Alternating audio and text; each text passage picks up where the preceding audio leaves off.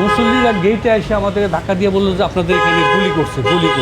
এরা পুলিশ দল হোক লেবার দল হোক দলে অগ দুজনের শিক্ষা দেব। আমরা ইফতার করতেছিলাম, আমরা 4-5 জন ভিতরে ইফতার করে ইফতার শেষ আমাদের, তখন আমরা মানে প্লেট ওয়াশ করে হাতটা ওয়াশ করে আমি আমার অফিস রুমে ঢুকলাম।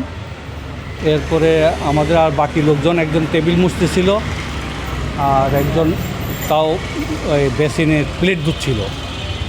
এই টাইমে দুটো শব্দ হলো গেটে, কিন্তু আমরা বুঝতে পারি নাই। মসজিদে মুসল্লি যাচ্ছিল যারা নামাজ পড়ে, কিন্তু মসজিদ আমাদের পাশে, এখানে নামাজ পড়তে যাচ্ছিল। পরে মুসল্লিরা গেটে এসে আমাদেরকে ধাক্কা দিয়ে বললো যে আপনাদের এখানে গুলি করছে। তখন আমরা বুঝতে পারলাম যে এখানে আমাদের গেটে গুলি করছে। এই যে একটা গুলি, 4টা কার্তুজ পাওয়া গেছে, 2টা খোল আর 2টা মেন বুলেট। ওরা থানায় নিয়ে গেছে পুলিশ, থানা থেকে লোকজন আসছে যখন ওরা জিডি করে নিয়ে গেছে। উনি ব্যবসায়ী, উনি গার্মেন্টস ব্যবসায়ী। এক্সট্রিম মশার কয়েল প্ল্যান্ট ফাইবার দিয়ে তৈরি, তাই সহজে ভাঙে না, সুগন্ধিযুক্ত ও নিরবিচ্ছিন্নভাবে জ্বলে। ডেঙ্গু, চিকুনগুনিয়া বাহি সহ যে কোনো মশার বিরুদ্ধে দেয় এক্সট্রিম সুরক্ষা। আমরা জানি না, আমরা এখানে ছিলাম না। আপনি জাস্ট এইটুকু আমরা ছিলাম পিছনে। হ্যাঁ, তারপর কি ঘটনা ঘটে? কি ঘটনা, আমরা তো ওই যে গুলি করছে, গুলির শব্দ শুনছি, এটা শুনে আসছি।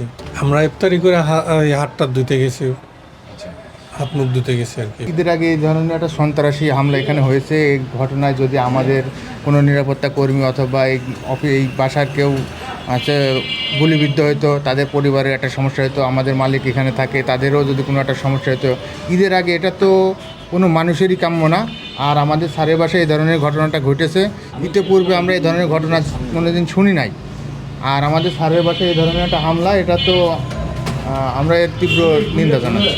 কালকে 2 সন্দেশায় গুলি করছে, এই দেখ শুনতেছি।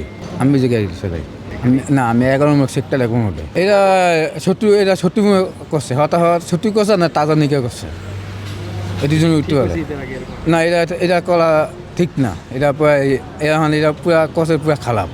আর এখন যা দত্ত বলে এটা পুলিশ দল হোক লেবার দল হোক দলে অগ দুজনের শিক্ষা দেব।